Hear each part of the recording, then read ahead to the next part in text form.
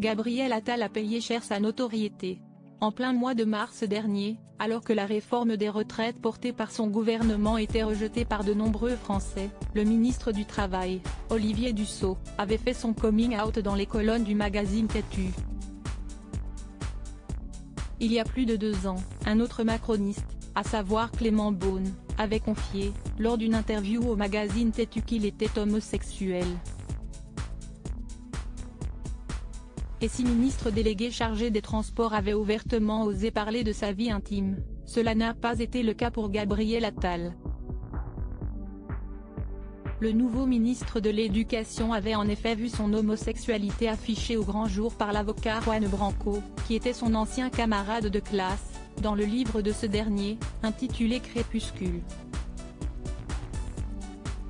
Celui qui est également activiste annonçait ainsi dans son ouvrage que l'homme politique de 34 ans était en couple avec Stéphane Séjourné, député européen, depuis plusieurs années.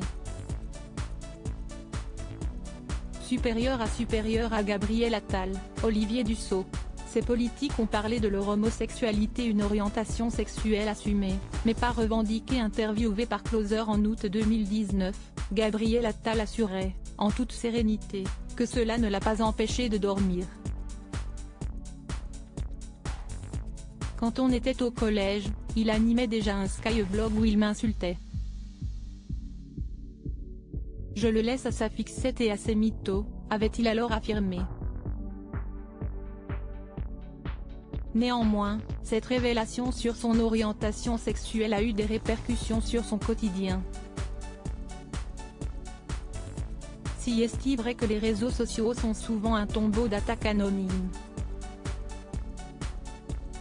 J'y reçois des insultes, notamment homophobes, chaque jour, avait déclaré Gabriel Attal, avant de préciser qu'il s'était habitué à cette violence, mais que c'était plus dur pour sa famille, à savoir sa maman et son petit frère de 10 ans.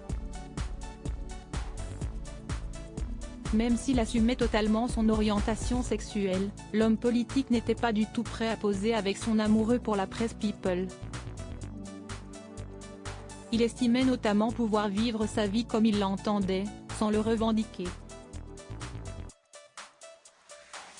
Article écrit en collaboration avec 6 médias Crédit Photo, Gilles Rollpool.